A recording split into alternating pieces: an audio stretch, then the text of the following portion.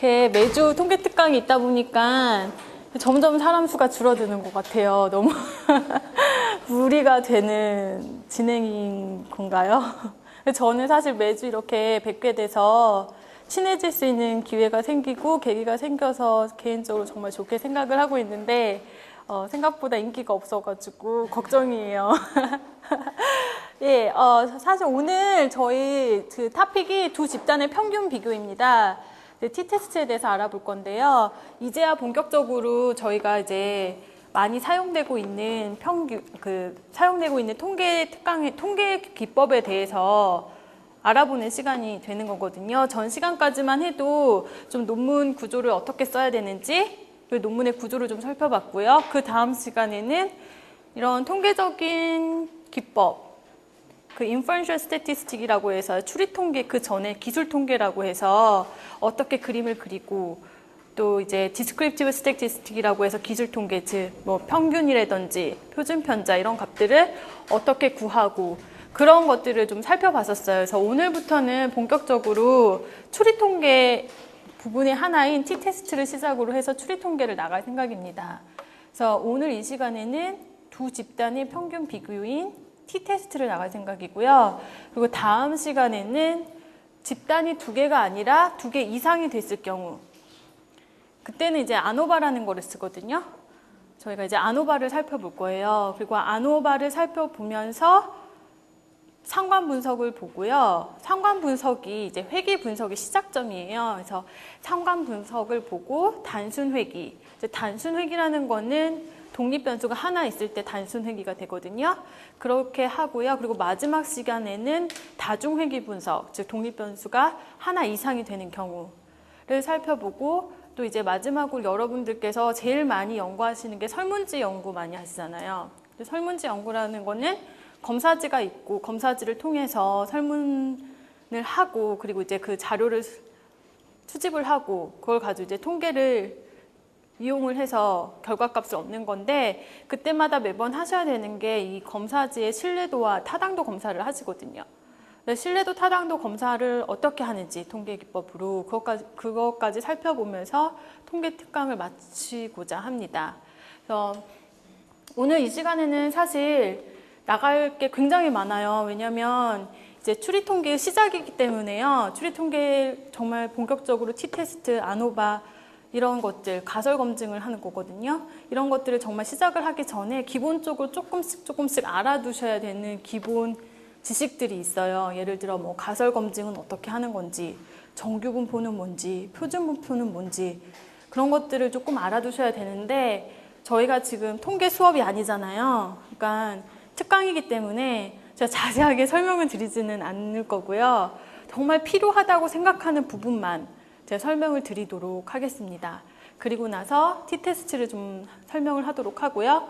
그리고 마지막에 저번처럼 SPSS 실습을 T-테스트를 어떻게 하는 건지 조교님께서 설명을 드리도록 하겠습니다.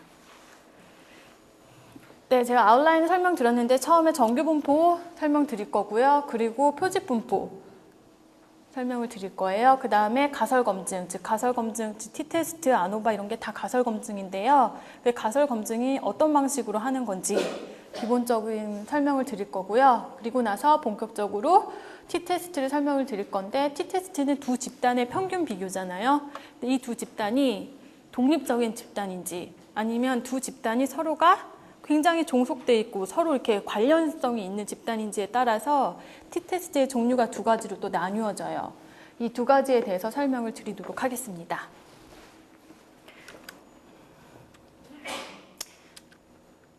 예, 정규 분포는 노멀 디스트리뷰션이라고 해요. 이런 분포 보신 적 있으시죠? 네, 이걸 이제 정규 분포라고 하는데요. 이 정규 분포는 이런 이퀘이션, 즉 공식에 따라서 만들어진 분포를 해요. 근데 이러한 정규 분포가 몇 가지의 특징이 있는데 첫 번째는 종 모양이다. 즉 끝에 모양이 이렇게 동그랗다. 이런 것들이 있고요. 막 엄청 중요한 내용은 아니에요. 그러니까 그냥 기본적으로 T테스트가 어떻게 돌아가는지를 이해하기 위한 선행 학습이다라고 생각을 하시고 간단하게 들어주시면 될 것 같아요. 그리고 대칭형이에요. 자, 대칭형이라는 말은 뭐냐면은 여기 반절을 딱 잘라서 반을 딱 접었을 때 정확하게 포개진다라는 의미를 가지고 있어요. 이 대칭형이라는 게 왜 중요하냐면요. 나중에 제가 다시 한번 설명을 드리긴 할 텐데 이 분포의 밑에 영역 있죠? 이 넓이를 다 합치면 1이에요. 그리고 이 영역을 확률로 많이 나타내요. 그러다 보니까 이 반절을 딱 접어서 반절, 즉 평균 이상 이 영역은 0.5가 되겠구나. 넓이가. 그 밑은 또 0.5가 되겠구나. 그게 확실하게 알 수 있거든요. 그래서 이 대칭형이라는 게 좀 중요한 특징 중에 하나고요. 그리고 단봉 형태, 즉 하나만 꼭지점이 이렇게 있죠.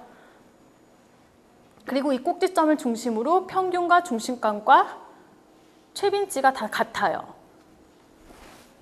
이런 특징이 있고요. 그리고 마지막으로는 그리고 곡선의 끝, 이 부분. 이 끝부분은 그림에서는 좀 이렇게 붙는 것처럼 나왔는데 계속 가도 결코 이제 만나지는 않아요. 이런 특징이 또 있고, 그리고 이 밑에 곡선 밑에 이 면적을 다 더하면 1이 되는 이런 특징을 가지고 있습니다. 근데 왜 이 정규분포를 우리가 살펴보냐면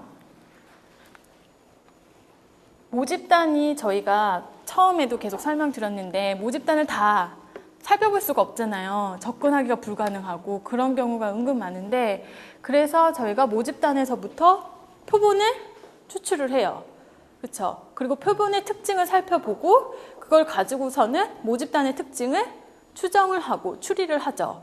근데 이 표본을 엄청 많이 뽑았다고 가정을 해보세요.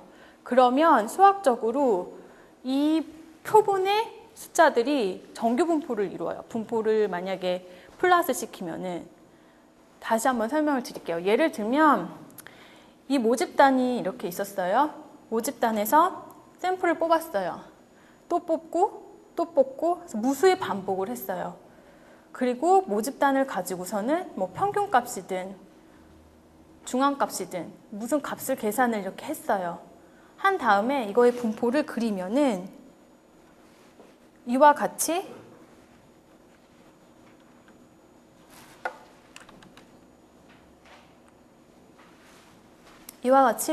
정규분포를 이루게 돼요. 그러면 이게 왜 중요하냐면 정규분포는 이미 공식이 있다고 그랬잖아요. 그렇기 때문에 이 정규분포를 따르면은 이 영역에 얼마만큼 넓이가 되는 건지, 이 값이 어떻게 되는지, 이 각각의 x값에 코리스폰드 반응하는 y값이 무엇인지 그런 것들이 이미 공식이 있기 때문에 다 이미 계산이 되어 있는 상태예요. 그래서 그냥 가서 볼 수가 있는 거예요. 그런 장점이 있습니다. 그러면 제가 다시 이 정규분포에 대한 설명을 간단하게 또 드릴게요. 이 정규분포는 아까 제가 설명드렸듯이 이 곡선 아래에 있는 이 부분이 확률 혹은 비율이 됩니다. 이 아래에 있는 모든 넓이를 다 합치면 확률이 돼요. 그래서 이 아래에 있는 모든 넓이를 다 합치면 확률값이자 비율값이기 때문에 1이 되는 거예요. 그리고 X축은 어떤 특정한 값을 나타내는데요. 주로 이제 정규분포는 G값을 많이 사용을 하게 되는데 이걸 가지고선 저희가 뭘 알 수 있냐면 어떤 일정한 G값이 있다고 쳐보세요. 그럼 그 일정한 G값보다 큰 값을 가질 확률을 계산을 할 수가 있는 거예요. 그러니까 이 G값이 만약에 80이었으면 80보다 큰 G값을 가질 확률은 몇인지 계산을 할 수가 있는 겁니다. 이미 다 계산이 되어 있기 때문에요. 이 그림 많이 보셨죠? 많이 보셨을 것 같아요. 왜냐면 표준 검사에서 되게 많이 쓰여요. 표준 검사에서 이 그림을 되게 많이 보는데 이 그림 뭐 보시면 조금 이제는 해석하는 게 쉬우세요? 여전히 조금 그렇죠. 근데 이게 사실 보시면 알겠지만 정규분포예요. 그렇죠? 정규분포고 또 이 밑에 있는 값들이 뭐냐면 G값이에요. 근데 이 G값은 주로 여기 보면은 1, 시그마, 뭐 2 시그마, 1 표준 편차, 2 표준 편차 이렇게 돼 있잖아요. 이거는 1 표준 편차 단위를 나타내요. 그리고 여기는 평균값을 나타냅니다. 즉 무슨 말이냐면 표준 검사에서 평균값에부터 1 표준 편차 단위 떨어진 지역, 여기가 1 시그마고요. 2 표준 편차 떨어지면 2 시그마가 되는 거고, 평균에서부터 3 표준 편차 단위가 떨어지면 3 시그마가 되는 거예요.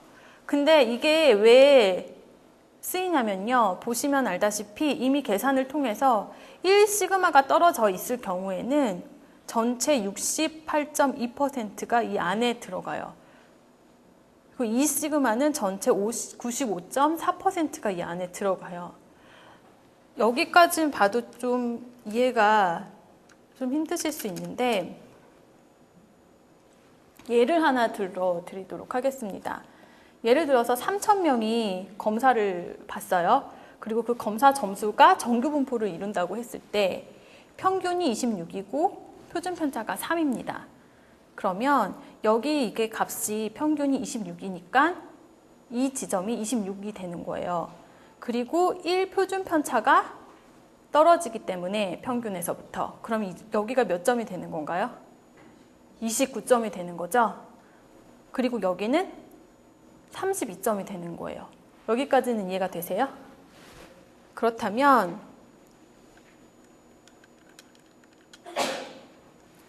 얼마나 많은 학생들이 23점과 29점 사이의 점수를 얻었는가? 3,000명이 시험을 봤을 때 이걸 계산을 하실 수 있으시겠어요?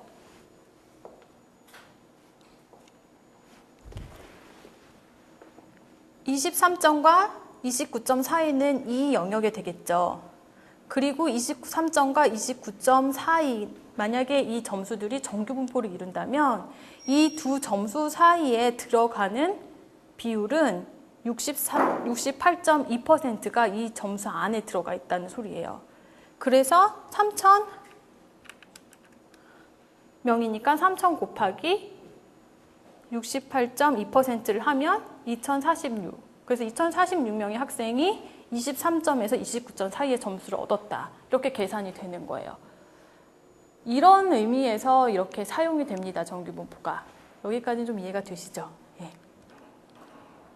아까 제가 말씀드렸듯이요. 정규 분포는 이렇게 이미 다 통계학자들이 계산을 다 해놨어요. 그래서 X축, 즉 여기 보면 X축 값이 G값인데 이 X값에 따라서 이 안에 있는 영역, 즉 확률이라든지 비율, 이 값을 이미 다 계산이 되어 있어요. 그래서 그걸 그냥 표를 보고 나서 골라서 계산을 하고 이러한 단계를 거치시면 됩니다.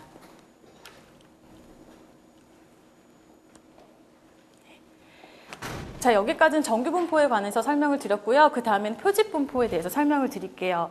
자, 표집 분포는 제가 아까 이 그림 똑같이 이제 보여드렸었는데요. 모집단에서 저희가 이제 샘플을 계속 뽑는단 말이에요.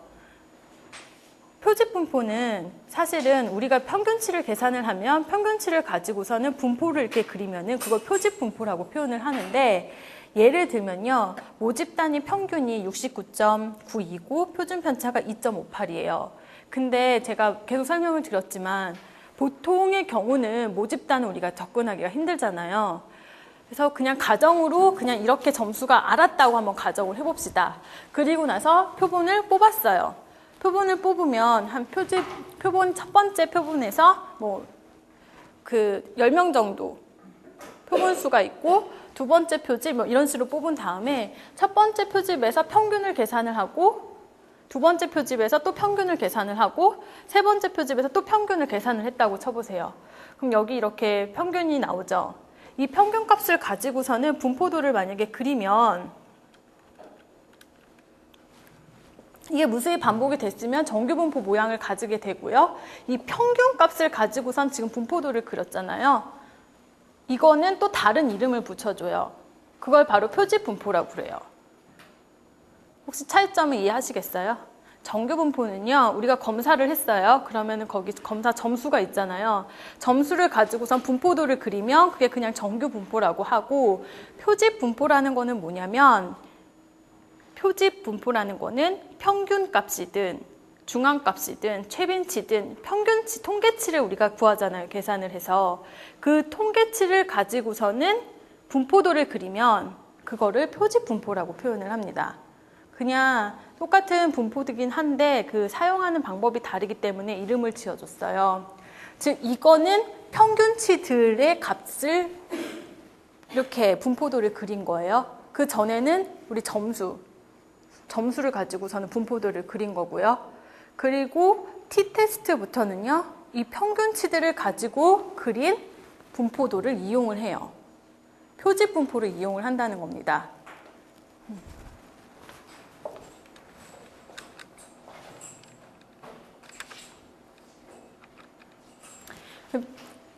그래서 이제 표집 분포의 특징을 알아보는데 표집 분포라고만 하지 않고 앞에 평균치들의 표집 분포라는 단어를 썼잖아요. 보통 표집 분포하면 평균치들을 가지고서 이렇게 분포도를 그리는 거를 표집 분포라고도 하는데 이 통계치가 꼭 평균치일 필요는 없거든요. 중앙값을 다 계산을 아까처럼 표본에서 중앙값을 계산하고 두 번째 표본에서 중앙값을 계산하고 세 번째 표본에서 중앙값을 계산한 다음에 분포를 또 그릴 수도 있잖아요. 그러면 중앙값의 표집 분포가 되는 거예요. 근데 우리가 t-테스트부터는 평균을 비교하잖아요. 두 집단을. 그래서 평균치의 표집 분포의 특징을 알아보는데 그냥 멈추는 거라고 생각을 하시면 돼요. 그래서 이 평균치들의 표집 분포는 특징을 세 가지 정도로 알아봐야 되는데요.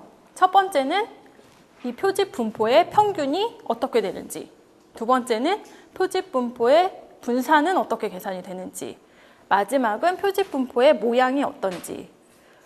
모든 분포들은 통계학적으로 평균, 분산, 모양만 알면 다 그릴 수가 있어요. 그래서 이 세 가지의 특징만 정확히 알면 그것만 따르면 되거든요. 그래서 예를 들면 평균치의 표집 분포 같은 경우에는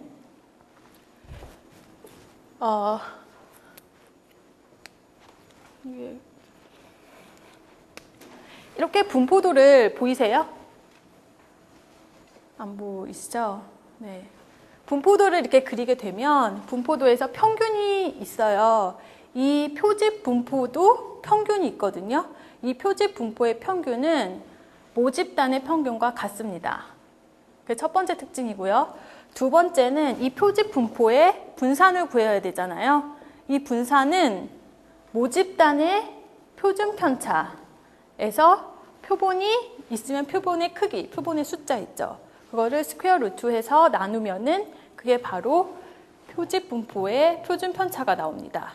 그게 두 번째 특징이에요.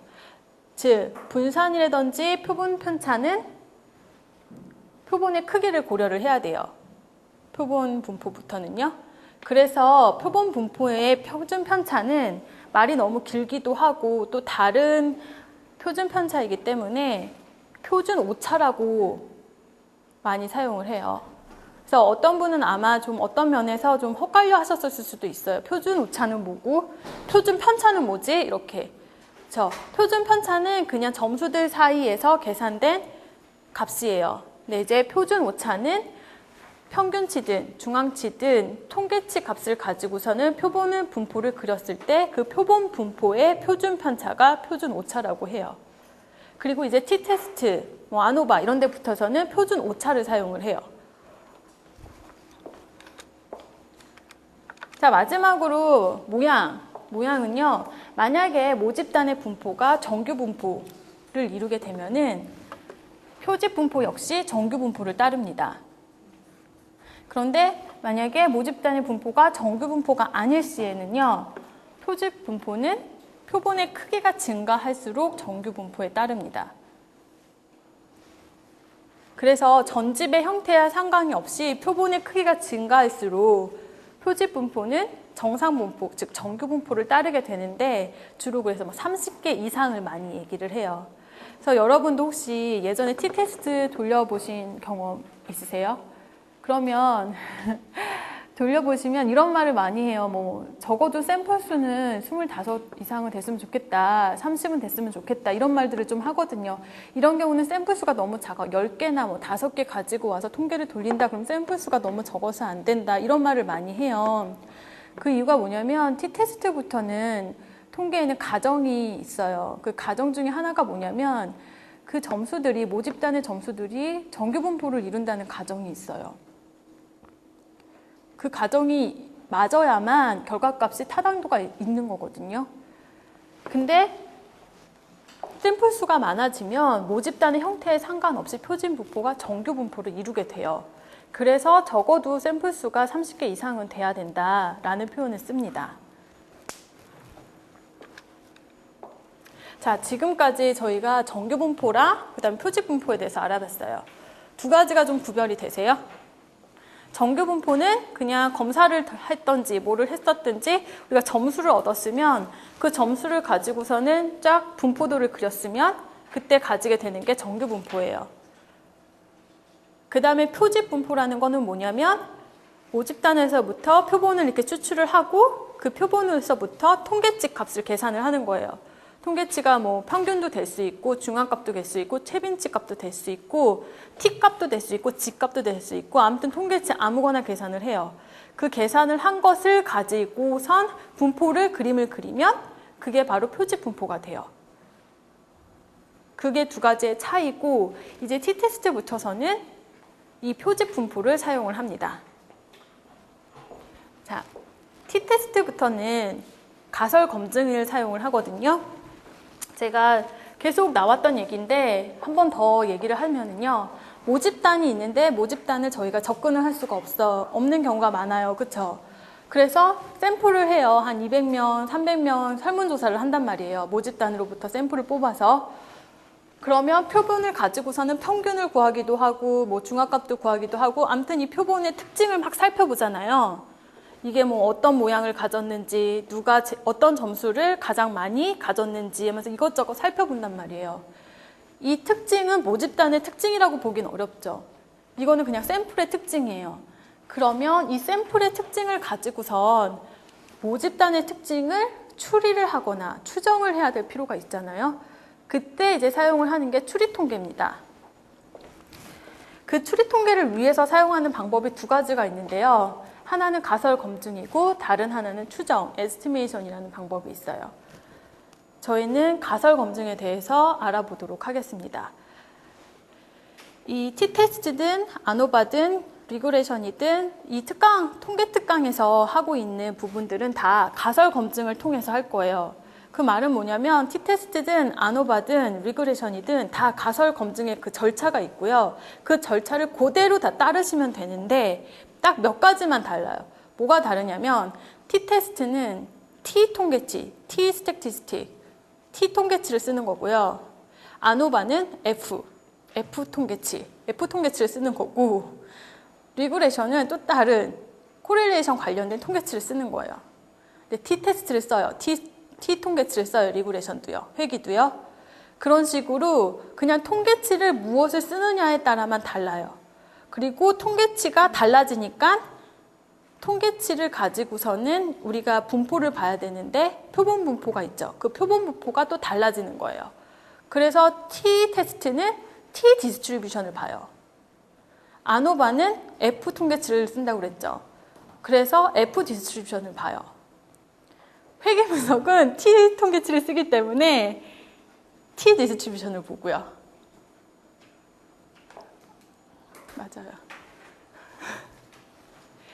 맞아요. T 맞아요. 상관도 그렇고 다 그렇게 합니다. 그래서 그때 근데 모두 가설 검증을 쓰게 되는데요. 그 가설 검증이 어떤 방식으로 이루어지는지 그 단계를 조금 살펴보도록 하고요. 바로 T테스트로 넘어가도록 하겠습니다. 가설 검증의 첫 번째 단계는 가설을 세우는 거예요. 통계 가설. 저희 첫 번째 통계 시간에, 통계 특강 시간에 연구 가설을 세우는 거 기억나시죠? 우리가 연구 토픽이 있으면 연구 가설을 세우고 그리고 그 연구 가설을 중심으로 해서 통계 가설을 세우셔야 됩니다. 라고 했잖아요. 그런 것처럼 첫 번째 단계는 이 통계 가설을 세우는 게 가설 검증의 첫 번째 단계입니다. 그러면 통계 가설을 보면 통계 가설은 크게 연가설이랑 대립가설로 나뉘어져요. 제 통계 가설에는 두 가지 가설이 있는데 연가설과 대립가설이 있고 이 두 가설을 세우셔야 돼요. 근데 우리가 연구 가설이 있잖아요. 연구 아이디어. 내가 무슨 연구를 할 것이다 라는 연구 아이디어를 중심으로 해서 세우는 가설이 대립가설이에요. 제 연구 가설을 중심으로 해서 처음에 대립가설을 세우시고요. 그리고 나서 정말 상호 배타적으로, 즉 동전의 양면처럼 상호 배타적으로 완전히 다른 부분을 설명을 하는 연가설을 세우게 됩니다.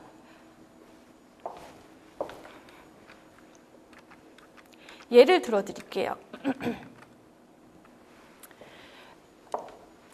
HA가 대립가설이에요. 대립가설이고 H0이 연가설이에요.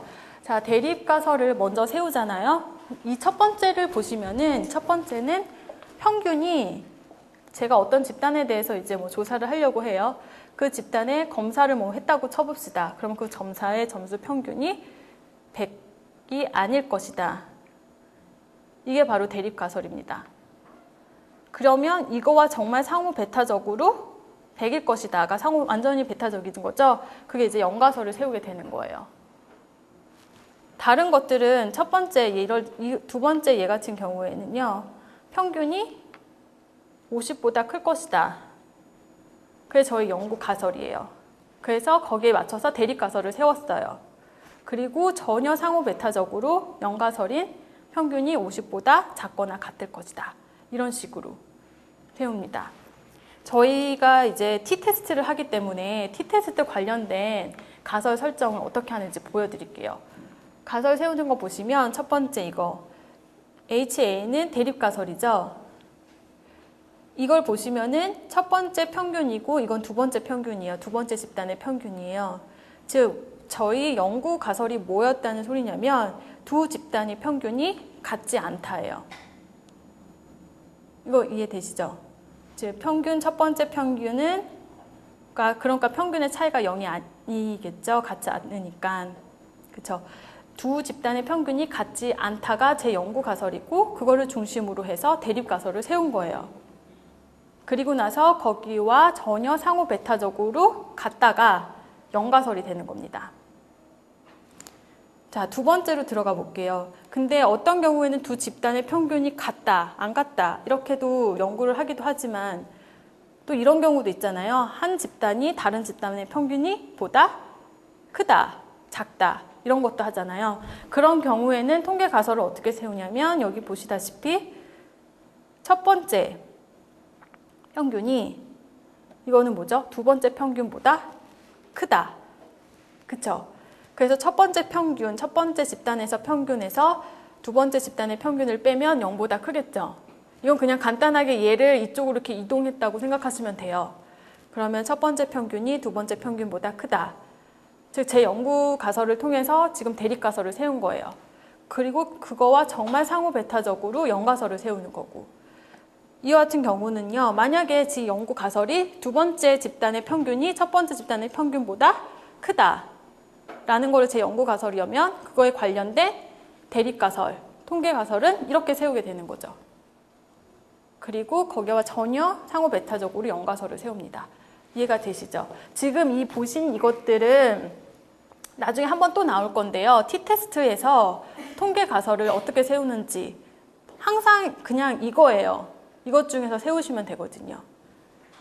평균이 같다, 안 같다, 크다, 작다. 이게 다거든요. 네. 첫 번째 단계에서는 가설을 검증을 하고 그리고 두 번째 단계에 들어가게 되면은 뭐를 하냐면 통계 검증 결정을 해요. T테스트를 할 건지, G테스트를 할 건지, 아노발 F테스트를 할 건지 그런 걸 통계를 무엇을 할 건지 결정을 하고요. 그리고 유의 수준을 결정을 해요.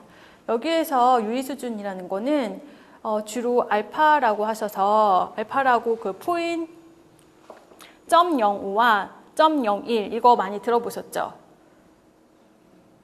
네, 유의 수준은 유의 수준 0.05로 가설 검증을 했을 때 뭐 이런 얘기 좀 이렇게 논문에서 많이 보셨죠? 그걸 말하는 거예요. 그래서 주로 많이 사용을 하는 게 0.05와 0.01이거든요. 이걸 좀 조금 이따 간단하게 설명을 드릴 건데 그 유의 수준을 0.05로 할 건지 0.01로 할 것인지 아니면 뭐 정말 드문 케이스로 0.1로 하는 경우도 있어요. 그런 경우를 할 것인지에 대해서 결정을 합니다. 다음에 표본수. 표본수가 얼마인지를 결정을 해요. 표본수를 아셔야지만 나중에 자유도라든지 이런 거를 계산을 하실 수 있거든요. 그리고 나서 검증의 방향을 결정을 해요. 양방 검증인지 일방 검증인지. 저희는 오늘 이 통계 방법 중에서는 t-테스트를 볼 거예요. 그래서 통계 방법 결정이 첫 번째 단계였죠. 저희가 t-테스트를 본다라고 결정을 하고요. 그리고 나서 유의 수준을 결정을 해요. 유의 수준이라는 거는요. 이 분포도에서 보시면 여기 이렇게 된 분포를 보시면 이 분포는 지금 0가설이 사실일 경우의 분포예요. 네, 저 기억나시죠? 저희 연구가설은 뭐와 일치한다고 그랬죠? 대립가설이랑 일치한다고 그랬죠? 근데 지금 이거는 영가설이에요. 영가설은 대립가설과 완전히 상호 배타적으로 만들어 놓은 가설이죠. 그랬는데 이 분포를 딱 보시면은요. 여기 이 부분, 여기 이 쬐끄만 이 부분, 이 영역을 유의 수준이라고 하는데 이 쬐끄만 영역은 정말 영역이 작잖아요. 여기 이 영역이 확률을 나타낸다고 그랬었잖아요. 그 말은 뭐냐면 확률이 정말 작다라는 얘기거든요. 즉 영가설이 사실일 때 여기에 들어가게 될 확률이 만약에 나타나게 되면은 영가설이 틀렸다는 소리가 되는 거잖아요. 영가설이 틀리면 무슨 말이죠? 대립가설이 맞았다는 소리가 되잖아요. 그래서 우리 연구가설이 지지를 받았다는 소리가 되는 거거든요. 조금 헛갈리시죠? 그래서 우리가 계산을 한 값과 이 유의 수준과 항상 비교를 해요. 그래서 유의 수준인 0.05나 0.01보다 작은 값을 갖잖아요. 그러면 우리의 대립가설이 지지됐다라고 표현을 해요.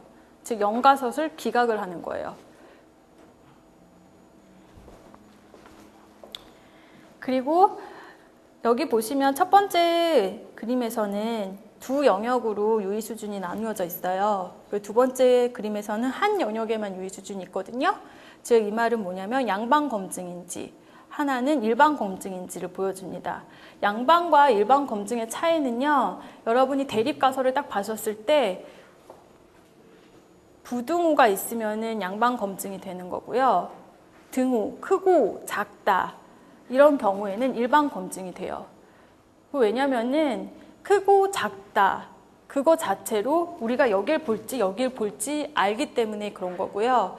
등호가 되는 경우에는 여기에 속할지 여기에 속할지 모르기 때문에 양방으로 다 보는 겁니다. 그래서 아까 전에 저희가 이제 여기 그 유의 수준을 표시해 드렸잖아요. 그 유의 수준이라는 게 정말 여기가 확률이 진짜 너무너무 작은 부분이고 이 분포 자체는 어떤 분포냐면은 영가설이 사실일 때의 분포예요. 근데 영가설이 사실일 때의 분포인데 대부분은 다 여기에 들어가는데 정말 적은 애들이 여기에 들어갔다는 소리잖아요. 즉 그래서 영가설이 사실이 아닐 수도 있을 것이다 라는 거를 나타내는 거거든요. 그래서 이게 바로 기각 영역이 돼요. 기각이라는 게 뭐냐면 우리 영가설을 기각한다 이러죠. 영가설이 이렇게 하면 안 되지만 영가설이 틀렸다라는 식으로 해서 기각을 하잖아요. 그래서 기각 영역이 되는 거예요.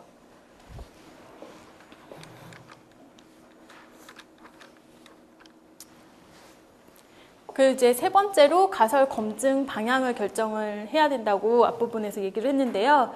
즉 일방인지 양방인지를 결정을 하고요. 제가 금방 설명드렸듯이 이렇게 등호가 있는 경우에는 일방 검증이 되고 대립가설에 부등호가 있는 경우에는 양방 검증이 됩니다.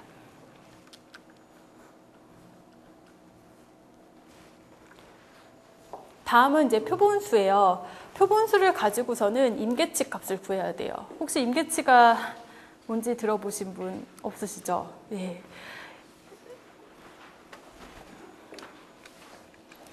아까 제가 기각 영역에 대해서 설명을 드렸어요. 이 기각 영역은 그 아까 유의 수준과 관련이 된다고 했잖아요.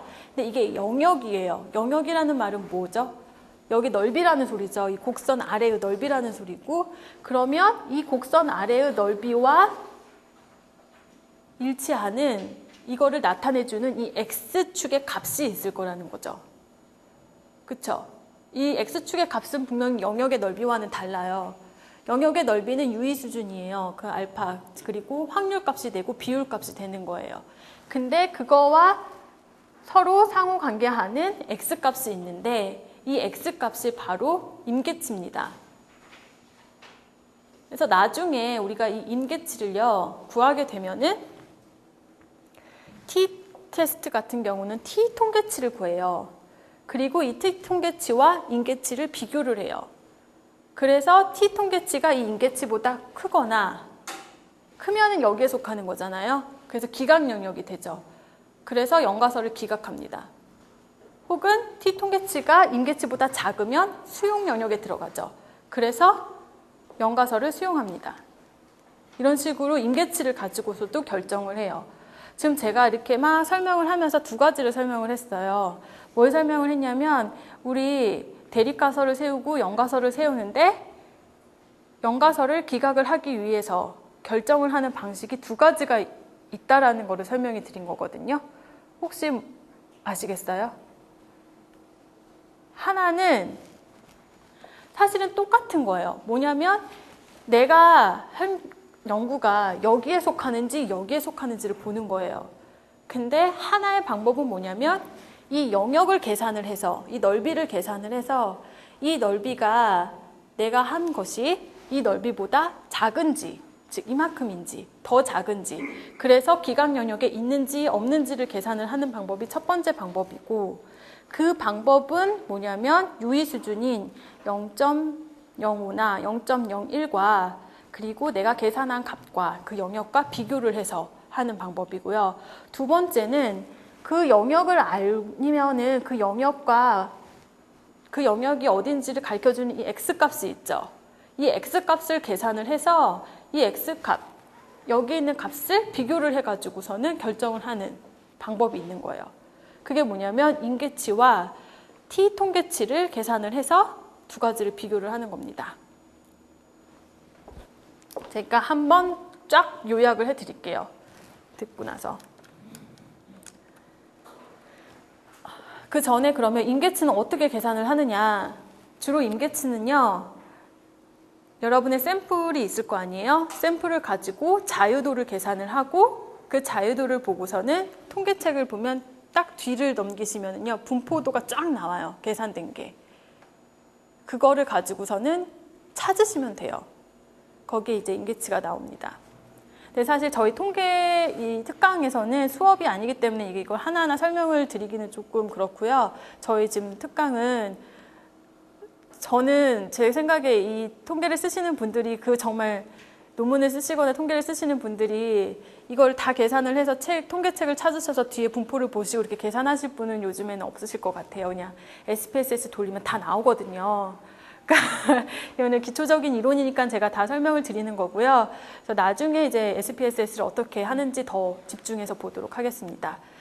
자, 임계치 값을 T 테스트에서는 T 분포를 통해서 임계치 값을 찾았잖아요. 그러면 T 통계치와 비교를 해서 기각인지 수용인지를 알아야 되거든요. 그러면 그 다음에 다는 단계는 통계치를 계산을 하는 거예요. 제가 T 통계치는 어떻게 계산하는지는 조금 이따가 가르쳐 드릴 거고요. 지금은 G 테스트에서의 그 G 통계치는 어떻게 계산을 하는지 공식이 나온 겁니다. 즉 가설 검증은 T나 아노바나 G나 리그레설이나 똑같은 과정을 걷는데 다른 게 뭐냐면 이 통계치 값이 다른 거예요. 그리고 그 통계치 값을 구하는 방법이 공식이 그냥 다른 거예요. 그래서 다른 거를 그냥 그때마다 쓰시면 돼요.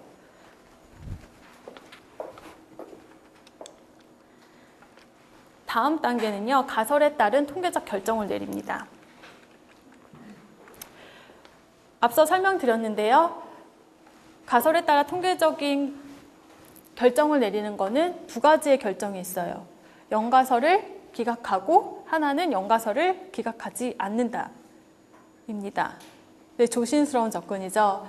첫 번째, 통계치가 기각 영역에 있을 때 너무 이쪽에 가장 끝에 있을 때 이렇게 그때 이제 연가설을 기각을 하고요. 그리고 통계치가 수용 연육에 있을 때 연가설을 기각하지 않습니다. 즉 연가설 기각 실패. 사실은 그거와는 대립가설을 수용을 한다는 뜻이죠. 네. 이 통계 결과를 가지고서는 이제 마지막에 해석을 내려요.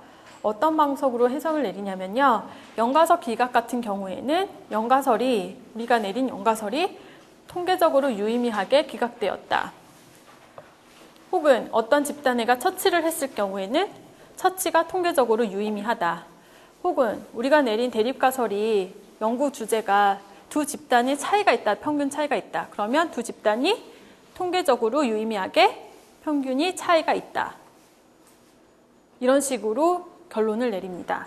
근데 만약에 기각이 되지 않고 기각이 실패했을 경우에는요.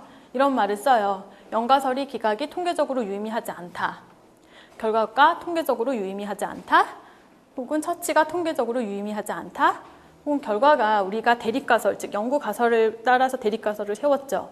그 대립가설을 채택하기에 충분한 증거를 제시하지 않는다. 와 같은 결론을 내립니다. 네, 여기까지가 T테스트 딱 들어가기 전에 정말 특강에서 간단하게 정말 T테스트를 조금이라도 이해를 하기 쉽기 위해서 정말 간단한 부분만 제가 이렇게 뽑아서 설명을 드렸어요. 즉 정규분포랑 표집분포랑 그리고 가설검증. 그 이제부터는 제가 T테스트에 들어가게 될 텐데요. 이 T테스트, 아노바, 그리고 리그레션 모두 지금 여기까지 제가 설명을 드린 이 부분을 그대로 이용을 하실 거예요. T테스트는 자, 지금부터는 두 집단이 있다고 생각을 해보세요. 모집단이 크게 두 집단이 있고요. 그 두 집단으로부터 표본을 이렇게 뽑았어요. 그랬다고 가정을 해보시고요. 그리고 그 두 집단을 비교를 하고 싶어요. 근데 비교를 하는 방법은 정말 다양하게 있을 수 있다고 봐요. T테스트는 평균을 비교를 하는 거예요. 두 집단의 평균을 비교를 해서 두 집단의 평균이 같은지 혹은 어떤 집단의 평균이 큰지 작은지 이거를 검증을 하는 게 T테스트입니다. 그러면 이게 집단이 두 집단이잖아요. 그럼 두 집단의 성질에 따라서 T테스트가 두 가지의 종류로 나누어지는데 첫 번째 같은 경우에는 두 집단이 독립된 경우예요. 즉 A 집단이 있고 B 집단이 있으면 A 집단이 B 집단에 영향을 미치지 않아요. 둘이 별로 상관이 없어요. 독립적이에요. 전혀 상관이 없는 거예요. 근데 A 집단이랑 B 집단이 상관이 있는 경우가 있어요. 그거를 종속된 T 집단이라고 표현을 해요. 도대체 그게 뭔지 좀 제가 자세하게 설명을 드리면 T테스트는 우선 인디펜던트, 독립이라는 뜻이죠. 독립된 T테스트와 디펜던트, 즉 종속된 T테스트가 있는데 둘 다 두 집단의 평균을 비교를 하는 게 목적인데 하나는 두 집단이 독립적인 거고 하나는 두 집단이 종속적인 거의 차이예요. 그러면 두 집단이 독립적이라는 거는 대충은 이해를 하시겠죠. 아, 전혀 그냥 상관이 없나 보다라고 생각을 하시면 되는데 이게 그냥 간단하게 두 집단이 전혀 상관이 없어요 라고 하면은 안 되고요. 어떤 전제가 따라져야 되냐면 첫 번째는 두 집단을 무선으로 표집을 했다라는 전제가 따라져야 되고요. 두 번째는 무선으로 만약에 한 집단에서 이렇게 표집을 한 다음에 두 집단으로 우리가 나눴다고 쳐보세요. 실험을 하기 위해서. 한 집단은 뭐 A라는 방법을 썼고 다른 집단은 B라는 방법을 써가지고 비교를 하려고 하니까요. 그래서 이렇게 나눌 때 무선으로 배치를 했다라는 게 가정이 됩니다. 자기 마음대로 이렇게 배치를 했다든지 아니면 선생님께 물어봐서 A 집단으로 가고 싶으세요? B 집단으로 가고 싶으세요? 원하는 대로 가세요. 이런 게 아니라 동전 이렇게 튕기듯이 정말 무선으로 이렇게 배치를 했다라는 가정이 따라요. 그럴 때 정말 완전히 완벽하게 두 집단이 독립적이다라고 표현을 합니다. 그럼 종속된 표본은 무엇이냐면요. 예를 들면 두 집단을 비교를 한다고 치는데 그게 두 집단이 사실은 아닌 거예요. 첫 번째 예를 들면 프리테스트라고 해서 사전 검사를 하고요. 그 사람들의 점수를 쫙 모았어요. 그리고 나서 뭐 1개월 후, 뭐 2개월 후 사후 검사를 했어요. 똑같은 사람을 가지고 사후 검사를 한 거죠. 지금 점수는 두 개의 집단으로 이렇게 나누어져 있지만 그 안에 들어간 사람은 어때요? 똑같죠? 피험자들은 똑같잖아요. 이런 경우는 이제 종속 집단에 속해요. 즉 방법 특정을 한 경우예요. 두 번째는 매치드라고 해가지고 짝짓기, 한국말에서는 짝짓기라고 되어 있더라고요. 짝짓기 표본인데 즉 뭐냐면 뭐 쌍둥이를 이용을 했다든지, 그렇죠? 아니면 우리가 지금 연구를 하려고 하는 게 있는데 그거에 영향을 미칠 만한 특성들은 다 똑같이 해서 A라는 짝, B짝, C짝 이렇게 짝을 만든 거예요.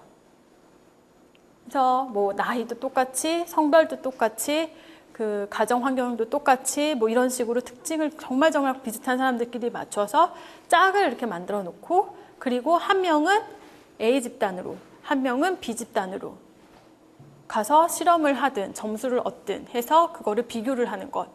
이게 바로 짝짓기 표본이라고 해서 이것도 역시 종속 t-테스트가 됩니다. 두 가지 좀 구별이 되세요? 네. 이건 통계적 가설이에요. 이거 한번 보셨는데 사실 독립된 t-테스트나 종속된 t-테스트나 통계적 가설은 똑같아요. 왜 똑같냐면 두 집단의 평균을 비교를 하기 때문에 그렇거든요. 하나하나 한번 살펴보도록 할게요. 여기 독립된 t-테스트 같은 경우에 이제 통계적 가설을 세울 때 만약에 우리가 연구 가설을 어떻게 세웠냐면은 두 집단의 평균이 같지 않다라고 연구 가설을 세웠다고 한번 가정해 보세요. 그러면 이렇게 세우겠죠, 대립 가설을. 자, 두 집단의 평균이 같지 않다라고요. 그리고 거기에 상호 배타적으로 연가설을 세우겠죠. 혹은 이거 같은 경우에는 A라는 첫 번째 집단의 평균이 두 번째 집단 평균보다 크다. 가 우리의 연구 가설이면 이런 대립 가설을 세우고 거기에 맞춰서 또 연가설을 세우고, 반대는 또 이런 식으로 세울 겁니다. 종속된 t-테스트도 똑같아요. 아무튼 우리는 지금 두 집단으로, 이것도 두 집단이 그냥 서로 종속됐다라는 것만 같은 거지, 즉 종속된 게 아니라 상관이 있다라는 것, 서로 관련성이 있다라는 것만 같은 거지, 저희는 두 집단에서 점수를 얻어내잖아요. 그래서 그 두 집단의 점수가 같은지 틀린지, 아니면 어떤 집단이 큰지 작은지 이렇게 보기 때문에 연구 가설은 똑같이 세워요. 근데 좀 간단하게 하려고 그 종속된 t-테스트 같은 경우에는 이 차이 값을 이용을 해서 이렇게 간단하게 나타내기도 해요. 지금 이 μd라는 거는 의미하는 건 뭐냐면요, 첫 번째 집단 마이너스 두 번째 집단의 평균이에요. 그래서 차이의 평균이 0이 아니다, 즉 있다, 없다 이렇게 표현을 하는 겁니다. 통계적 가설을 세우는 방법까지 이제 이해가 되시죠? 그리고 두 개의 t-테스트가 뭐가 다른지도 이해가 되시고요. 되게 굉장히 중요한 부분이에요. 이게 모든 통계는 가정이 있어요. 근데 많은 분들이 통계적 기법을 쓰실 때 가정을 굉장히 중요하게 생각을 안 하시고 가정 검증을 하시지를 않으세요. 근데 사실은 가정이 틀리면 여러분이 얻은 결과가 틀린 거거든요. 그래서 모든 통계를 하실 때 가정을 생각을 하셔야 돼요. 이 가정이 세 가지 종류가 있는데 주로 많이 하는 게 세 가지 종류고요. 종속된 그 t-테스트 같은 경우는 두 개만 있으면 되거든요. 그래서 독립된 t-테스트 같은 경우에 가정 첫 번째는 표본의 점수들이 독립적이다라는 겁니다. 이거는 무선 표집을 하는 경우에는 이 가정이 성립이 됐다라고 생각을 해요. 두 번째는 두 표본의 전집이 각각 정상 분포를 이룬다 입니다. 이거 저희 앞에서 정규 분포 설명할 때 혹시 기억나세요? 그래서 표본의 수가 좀 많은 거를 찾는 이유에 대해서 제가 설명드렸죠. 표본의 수가 많으면 모집단의 그 분포의 모양에 상관없이 표본 분포가 정규 분포를 이룬다고 했죠. 그래서 표본의 숫자가 많으면 많을수록 좋다라는 얘기를 하는 겁니다. 적어도 30개 이상이면 이 가정이 성립이 됐다라고 표현을 해요. 그리고 마지막의 가정은 두 표본의 전집의 분산이 동일성을 가진답니다. 그 말은 뭐냐면 우리 지금 두 모집단에서 표본을 이렇게 뽑았죠. 두 모집단의 분산이 같다라는 거예요. 왜 그럴까요? 우리는 지금 평균 비교만 해야 돼요. 그 말은 뭐냐면 평균을 빼고 다른 특성들은 같아야 되는 거죠. 분산도 같고 모양도 같고 즉 정규 분포의 모양도 같고 분산도 같고 지금 평균만 다른 거예요. 그래서 평균이 정말 유의미하게 다른지 아니면 그냥 유의미하게 다르지 않은지를 보는 겁니다. 그래서 그 외적인 특징은 같아야 되기 때문에 이 분산의 동질성을 얘기를 해요. 그러면 종속된 t-테스트 같은 경우에는 가정이 마지막 가정은 없고요. 첫 번째 두 가정은 있어요. 얘는 왜 세 번째 가정이 없을까요?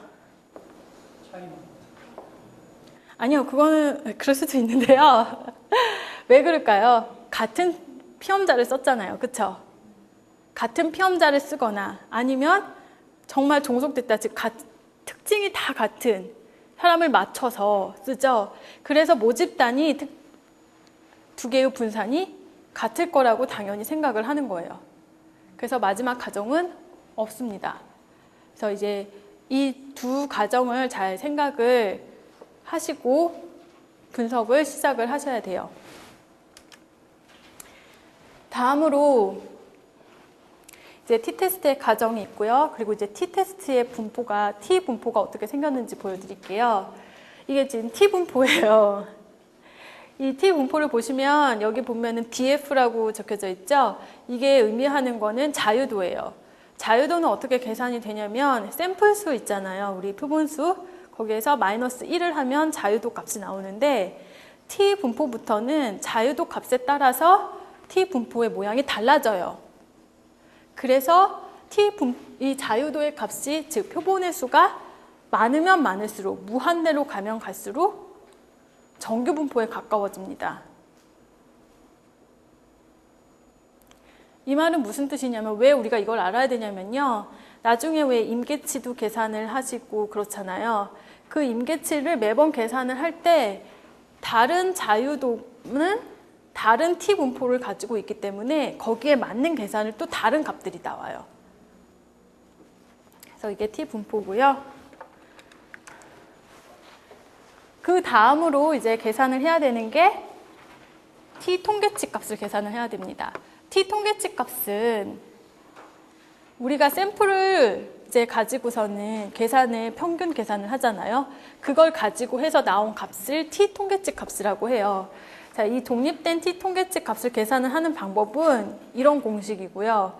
종속된 t-테스트를 가지고서는 계산을 하는 방법은 이런 공식입니다. 보시면 사실 어떠세요? 아시겠어요? 아니면 좀 사실 되게 간단하거든요. 하나하나 살펴보면 여기 보시면 이거는 이 X바가 의미하는 게 뭐였죠? 평균이었죠. 자, 첫 번째 집단의 평균이에요.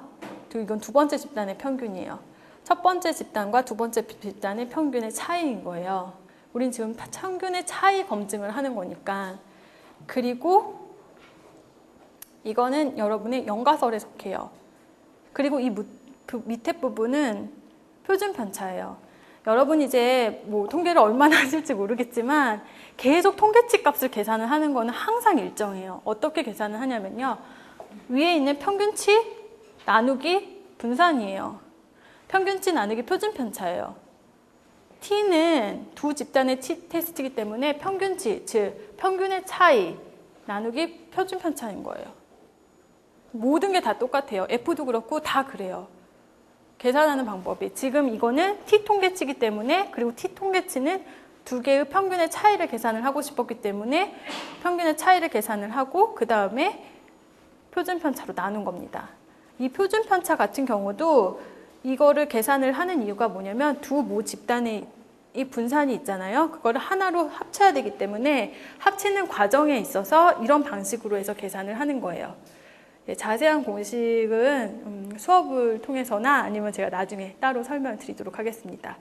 그리고 여기 이 종속된 t-테스트 같은 경우에는 이거는 뭘 나타내냐면요. 차이의 평균. 저희 차이 계산만 하죠, 종속은. 만약에 사전검사와 사후검사를 했다면 사후검사 마이너스 사전검사 이렇게 해서 차이의 평균 나누기 차이 값들의 표준 편차예요. 그러면 t 통계치가 계산이 됩니다. 그리고 각각 자유도가 계산이 돼야 돼요. 독립된 t-테스트 같은 경우에는 첫 번째 집단의 샘플수 더하기 두 번째 집단의 샘플수 그리고 마이너스 2 이게 자유도고요. 종속된 집단 같은 경우에는 짝을 이루었잖아요. 짝이 만약에 12쌍이에요. 그러면 12쌍 12 나누기 1 빼기 1 이게 바로 자유도가 됩니다. 이게 계산하는 공식이라고 생각을 하시면 돼요. 지금부터 이제 보실 거는요. 제가 그 종속된 t-테스트 값을 어떻게 계산하는지 간단히 살펴보고요. 예로 각각 독립된 t-테스트랑 종속된 t-테스트 예가 무엇이 있는지 하나하나 좀 살펴봐 드릴게요. 지금 아까 종속된 t-테스트 값을 구할 때 그냥 차이 값을 계산을 해서 계산을 하면 된다 이런 얘기를 해드렸잖아요. 그걸 어떻게 계산을 하는 거를 얘기하냐면 지금 예를 들면은 짝을 이렇게 만들었다고 생각을 해보세요. 이게 첫 번째 짝이고 두 번째 짝이고 세 번째 짝이에요. 그리고 그 짝 중에서 한 명은 첫 번째 처치에 들어가고요. 그 짝 중에서 한 명은 두 번째 처치에 들어가요. 그러면 첫 번째 처치에서 값을 또 구하고요. 두 번째 처치에서 값을 구하죠. 그리고 나서 첫 번째 처치와 두 번째 처치의 차이 값을 계산을 합니다. 그러면 1이 됐죠? 두 번째 경우도 마찬가지예요. 이렇게 차이 값을 다 계산을 하면 이게 차이 값이 되고요. 이 차이 값을 가지고 평균을 구하고 표준 편차를 구하고 그러면 종속 t-테스트에서의 t 통계치 값을 계산을 하실 수 있는 거예요.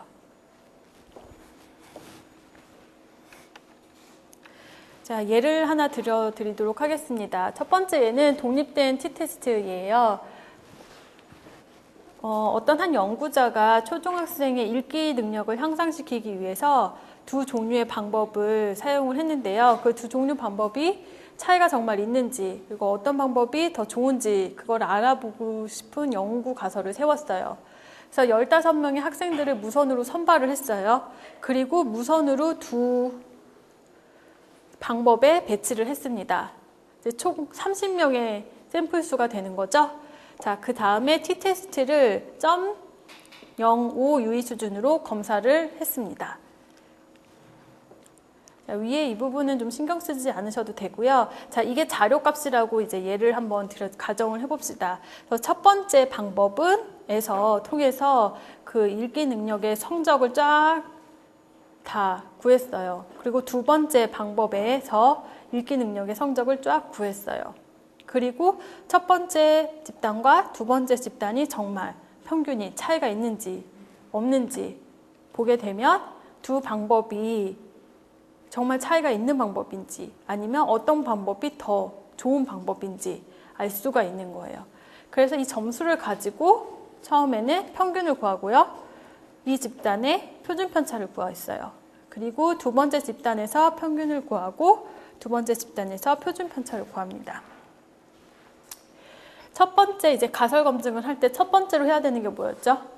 가설을 설정을 하는 거였죠. 지금 연구 가설을 보면은 아까 좀 아셨을지 모르겠지만 A라는 방법이 B 방법보다 좋다. 이런 연구 가설은 아니었었어요. 그냥 두 방법이 차이가 있는지 없는지를 알아보고 싶었다가 연구 가설이었거든요. 그렇기 때문에 그거를 가지고선 첫 번째 대립 가설을 세웁니다. 즉, 첫 번째 방법의 평균, 두 번째 방법을 사용한 집단의 평균이 차이가 있다. 그쵸? 거기와 관련돼서 연가설을 세웠죠. 두 개의 방법을 이용을 한 두 집단의 평균의 차이가 없다. 네. 그래서 이제 가설을 설정을 했어요. 이거를 가지고 나서 이제 두 번째 단계는 어떤 통계 방법을 쓸 것인지 저희는 독립된 두 집단의 t-테스트를 쓸 거예요. 왜냐하면 무선적으로 선발을 했고 무선적으로 배치를 했고 두 집단은 다 정말 상관이 없다라는 가정이 있기 때문에 그렇습니다. 그 다음에 유의도 수준은 아까 몇이었죠? 0.05였어요. 그리고 자유도를 계산을 해야 돼요. 자유도는 어떻게 계산되죠? 샘플수 더하고 더해서 마이너스 2를 하면 자유도각 계산이 됩니다. 즉 28이 돼요. 그리고 방향을 결정을 해야 되는데요. 여기가 그냥 부동호 방향이기 때문에 이거는 양방향 검증이 되는 겁니다. 양방향 검증이라는 게 뭐였죠? 즉 이렇게 표본 분포를 봤을 때 양쪽 다 보는 거를 양방 검증이라고 했었죠. 이제 마지막 이제 세 번째 단계에서는 알아보는 게 뭐냐면요. 수용 영역이 어딘지를 보는 겁니다. 그리고 기각 영역이 어딘지를 보는 거예요. 유의도 수준에 따라서 기각 영역과 수용 영역이 나누어진다고 했었잖아요. 자, 이 부분, 검은 부분은 아까 뭐였죠? 기각 영역이었죠. 즉 영가설이 기각되는 영역이에요. 그리고 이 부분은 기각이 실패한, 즉 수용하는 영역이에요. 자, 그러면 이게 기각 영역은 알파예요. 우리 유의 수준 0.05자라는 0.05가 우리의 유의 수준이었고 이게 바로 기각 영역이에요. 근데 양방 검증이기 때문에 그거를 나누기 2로 해서 계산을 합니다. 그래서 이 부분은 0.0259, 이 부분은 0.025예요. 즉 이 영역 넓이가 0.025라는 소리예요. 한 번 더 체크를 해드리면요. 이게 지금 분포잖아요. 분포의 영역을 다 합치면 1이에요. 확률이었어요. 그쵸? 그리고 이거는 기각 영역이고 유의 수준과 같은 거고 그리고 양방 검증이기 때문에 나누기 2를 했기 때문에 0.025가 됩니다. 그러면 이 영역을 나타내는 이 x값을 찾아야 되잖아요. 이게 바로 임계치였어요. 이 임계치는 t 분포를 가시면 찾을 수 있다고 말씀드렸죠. 그러면은 이 값은 정해져 있어요. 이 값은 2.048이에요. 이 값을 결정을 할 때 꼭 자유도도 같이 고려해야 됩니다. 왜냐하면 t 분포는 자유도에 따라서 또 달라지기 때문에 그래요. 자, 그러면 우리가 지금 알고 있는 게 뭐냐면은 이 영역 값 그리고 여기 임계치 값이죠. 우리가 영가설을 기각할 건지 기각하지 않을 건지는 두 가지 방법이 있다고 했어요. 첫 번째는 이 영역이 우리가 계산한 이 표본에서의 이 P값이 이 영역의 0.05인 유의도 수준보다 작은지 큰지 그거를 보는 거고요. 두 번째는 여기 임계치 값을 구했죠. 임계치 값과 우리의 표본을 통해서 계산한 T 통계치 값을 비교를 했을 때 그게 임계치 값보다 큰지 작은지 그거를 살펴보는 두 가지 방식이 있어요. 즉 영역, 넓이를 비교하는 방법과 넓이를 나타내주는 요 숫자를 비교하는 방법 두 가지가 있는 겁니다. 그러면 지금 우리가 임계치도 알아. 그리고 여기 넓이도 알죠. 기각을 하기 위해서 뭐가 필요하죠? 통계치가 필요하죠. 통계치를 계산을 해야 되죠. 그럼 우리 표본을 지금 뽑았잖아요. 그 표본을 가지고 앞에서 평균 계산했었죠. 표준 편차 계산을 했었죠. 그 두 가지를 가지고서는 통계치를 계산을 할 수 있어요. 아까 평균, 두 집단의 평균 계산하셨었죠. 그리고 표준 편차도 계산하셨었죠. 그걸 그냥 넣어서 이렇게 계산을 하시면 T 통계치 값이 나와요. 이 T 통계치 값은 우리의 표본에 따라서 결정이 되는 거죠. 자, 그 계산의 값이 뭐가 나왔냐면 마이너스 1.0539가 나왔습니다. 이 값이랑 앞에서 나온 임계치 값이랑 비교를 하시는 거예요.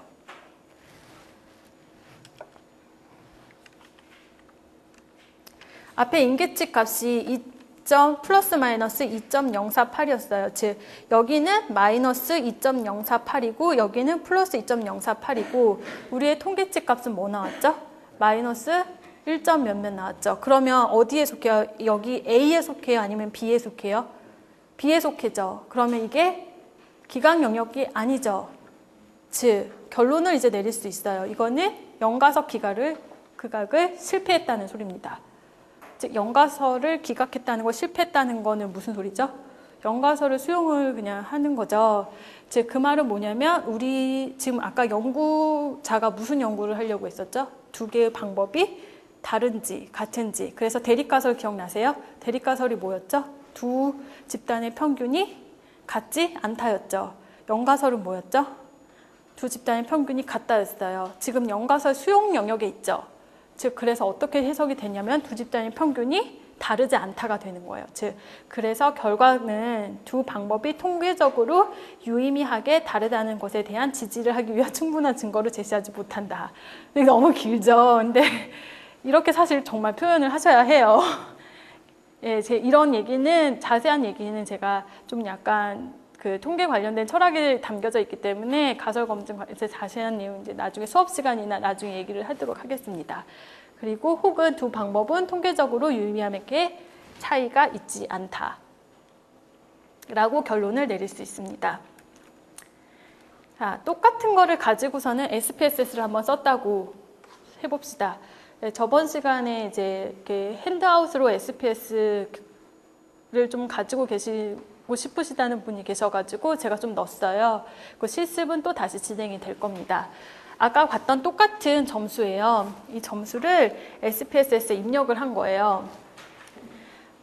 자, 첫 번째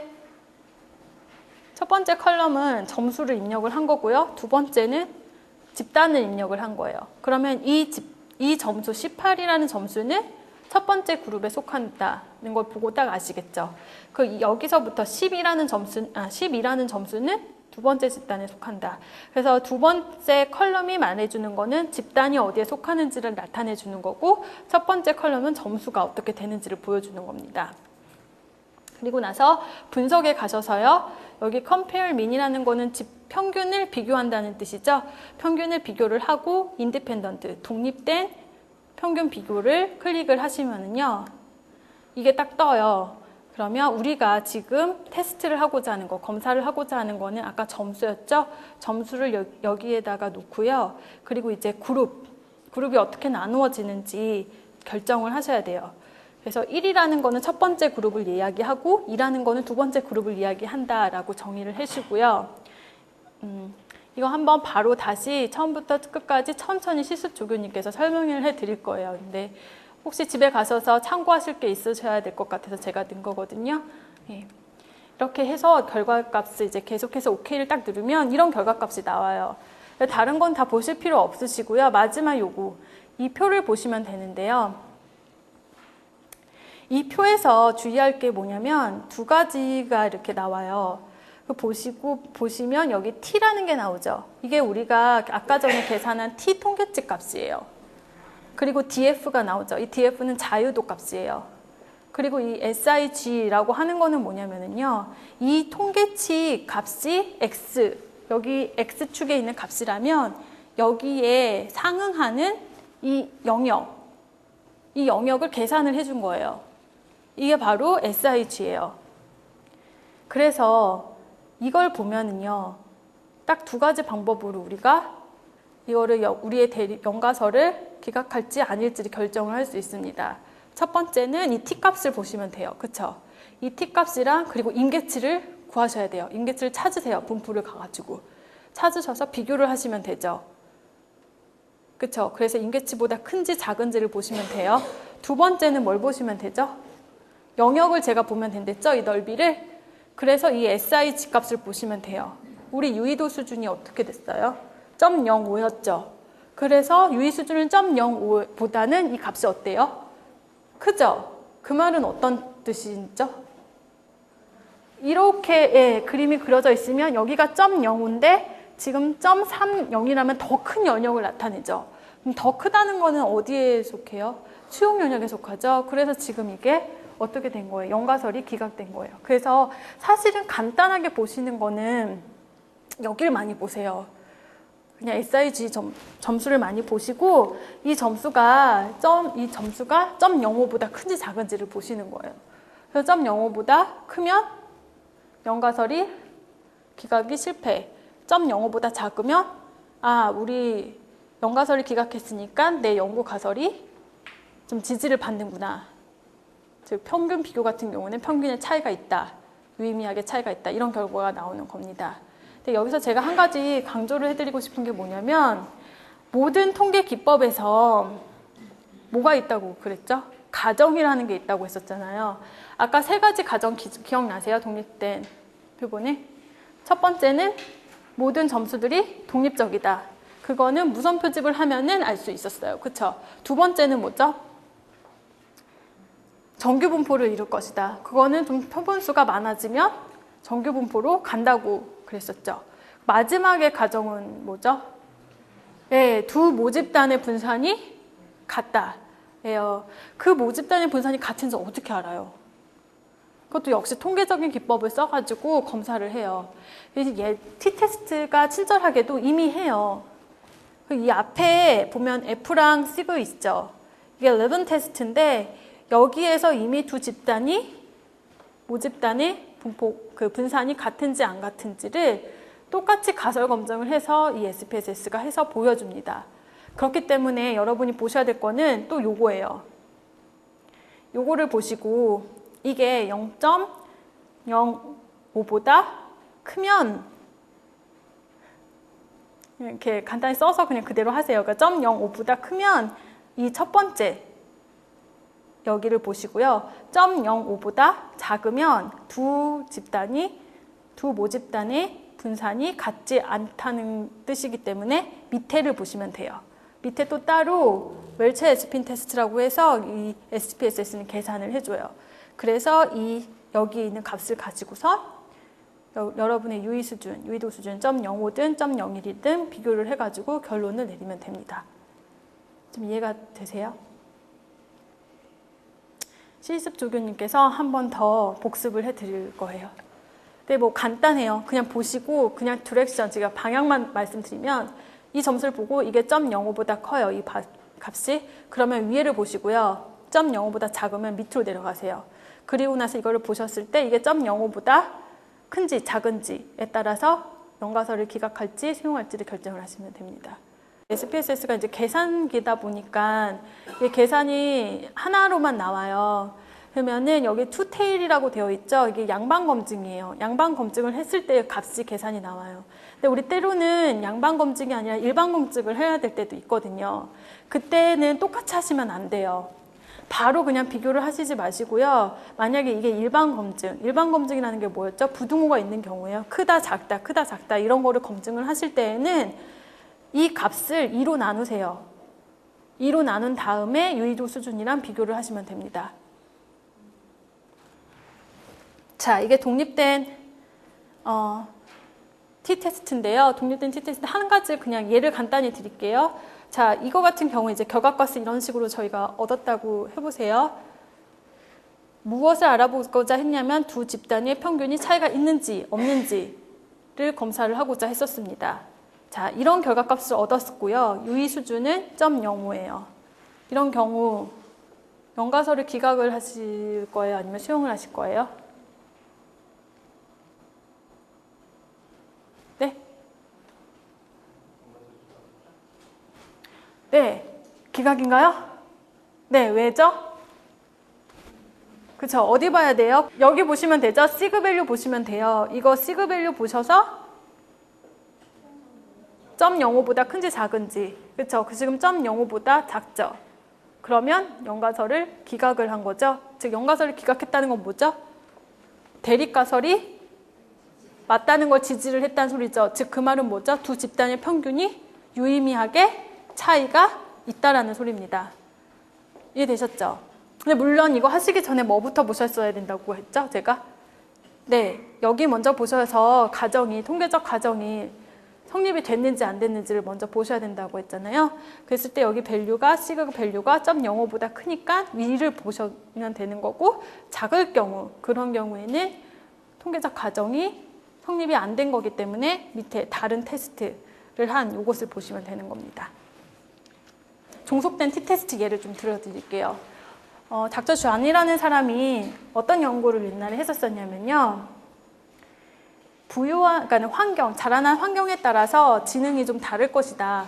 자라난 환경과 지능과의 관계에 대해서 이제 연구를 했어요. 그래서 어떻게 표집을 했냐면 12명의 쌍둥이를 표집을 했고 그 쌍둥이들이 각각 다른 환경에서 자랐던 거예요. 첫 번째 한 명은 부유한 환경에서 자랐고 다른 한 명은 좀 빈곤한 환경에서 자랐어요. 그리고 나서 그 12쌍들의 그 IQ 테스트를 한 거예요. 그리고 IQ 테스트의 검사를 가지고서는 종속된 t-테스트를 했습니다. 즉, 그래서 자라난 환경에 따라서 지능이 다를 것인지에 대한 관계 연구를 한 겁니다. 자, 이걸 보시면은요, 12쌍이죠. 사실 이렇게 하나 세면은 표본은 몇 개인 거예요? 24개예요. 하지만 종속된 t-테스트에서는 이거는 표본 수는 12개라고 해요. 같은 사람으로 보는 거죠.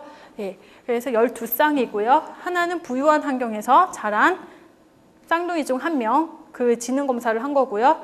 다른 한 집단은 빈곤한 환경에서 자란 쌍둥이의 그 지능 검사, IQ 테스트 값을 조사를 한 겁니다. 자, 이거를 가지고 종속된 t-테스트를 했어요. 자, 이게 왜 종속된 t-테스트인지는 이해하세요? 네, 그쵸? 독립된 t-테스트가 아니죠? 네, 그 부분까지는 이해가 되시죠? 네. 자, 그러면 이거를 가지고서는 이제 통계적 가설을 설정을 해야 돼요. 제가 처음에 아까 설명을 조금 잘못 드렸는데요.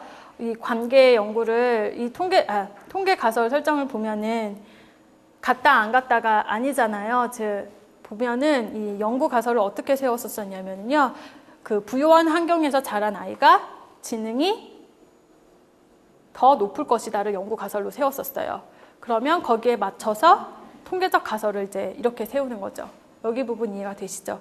얘를 이렇게 이쪽으로 갖고 가면 얘가 지금 부유한 환경의 집단의 평균이에요. 얘를 이쪽으로 이렇게 갖고 가면 부유한 환경에서 자란 집단의 지능 검사의 평균이 빈곤한 환경에서 자란 지능 검사의 평균보다 크다라는 게 나오죠. 이게 대립가설이고요. 대립가설은 저희 연구가설이랑 일치하고요. 그리고 그거랑 정말 상호 배타적으로 연가설을 세웠어요. 자, 두 번째로 이게 뭘 쓸 것인지 결정을 해야 되죠. 즉, 종속된 두 집단의 t-테스트를 쓸 거고요. 샘플 수는 12개고 이 12개를 이용을 해서 자유도를 계산을 했더니 11.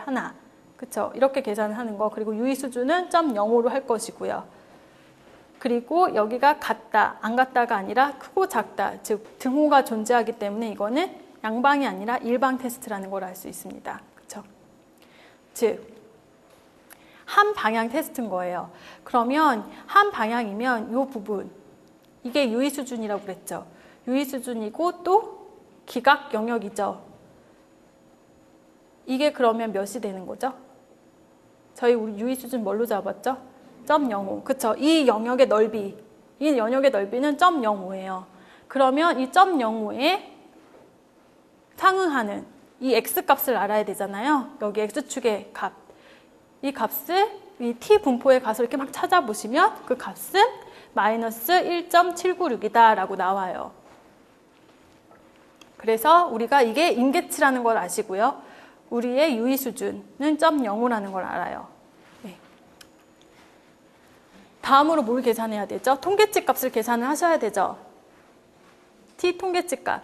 t 통계치 값 아까 어떻게 계산을 했냐면 두 점수, 두 집단의 차이를 우선 계산을 하고 그 차이의 평균을 계산을 하고 표준 편차를 계산을 하고 그 값을 가지고서는 t 통계치 값을 계산을 합니다. 차이의 평균이죠. 이 부분은 차이의 표준 편차를 표본수로 나눈 값이에요. 그래서 계산을 했더니 마이너스 2.43이 나왔어요. 자, 이거를 뭐로 비교해야 되죠? 우리 임계치 값이랑 비교를 해봐야 되겠죠? 우리 임계치 값 기억나세요? 마이너스 1.796이에요. 자, 그러면 우리가 지금 표본을 통해서 계산을 한 통계치 값이 어디에 속해요? 그쵸, 여기죠. 지금 마이너스 1.796보다 더 작은 값이니까 마이너스 2점 몇몇이었으니까 여기에 있죠. 즉, 그러면 어디인 거죠? 여기, 네, 기각 영역에 있는 거죠. 그래서 저희는 연가설을 기각합니다. 연가설을 기각한다는 거는 뭐죠? 대립가설을 지지할 만한 증거를 우리가 얻은 거예요. 저희 대립가설이 뭐였죠?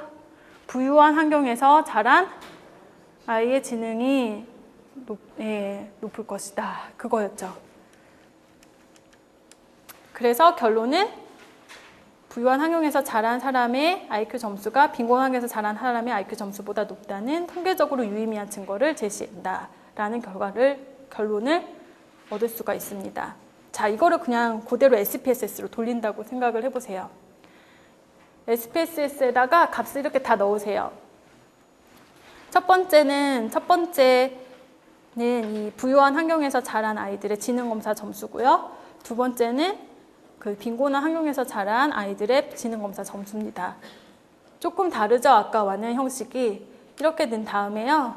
분석을 가셔서 평균 비교를 가시고 그 다음에 paired가 뭐죠? 이렇게 쌍이 되었다는 소리잖아요. 거기에 가시면 이 두 개를 가지고 쌍으로 만들어서 우리가 검사를 할 것이다 라는 소리이기 때문에 이 두 가지를 가지고 여기다 넣으면은요 결과값이 나와요. 뭐 앞부분은 다 됐고요. 이 부분 우리가 봐야 될 부분은 뭐였죠? 여기서 뭐 보면 되죠? 결과값에서 네, 시그 보시면 되죠? 이 값이 0.05보다 저희 유의 수준이 0.05였잖아요. 0.05보다 큰지 작은지 그거 보시면 돼요. 아까 전에 임계치 값을 가지고선 t 통계치 계산하셔서 임계치랑 비교했을 때 결과가 뭐였죠? 기각이었죠. 자, 이거는 뭐였죠? 임계치 값이 아니라 이 값은 뭐죠? 넓이라고 그랬잖아요. 기억나시죠? 그 임계치에 상응하는 넓이들 혹은 우리 t 통계치에 상응하는 넓이라는 거예요. 이 값은 우리 t 통계치 값 구하셨죠? 거기에 상응했을 때 넓이에요. 어떻게 좀 감이 오시죠? 네, 그림은 네. 그 넓이에요. 이 넓이가 우리 유의 수준이 몇이었죠? 0.05죠. 거기보다 작잖아요. 즉 무슨 영역에 있는 거예요? 기각 영역에 있는 거죠. 그래서 기각을 하는 거예요. 근데 한 가지, 이게 양방인지 일방인지 좀 항상 생각을 하셔야 된다 그랬잖아요. 우리 아까 등호가 있었잖아요. 그래서 일방 검증이잖아요. 일방 검증일 때는 어떻게 해야 되죠? 이거를 2로 나누고 그 값을 유의 수준과 비교하시면 됩니다. 결과는 똑같이 나왔어요. 네.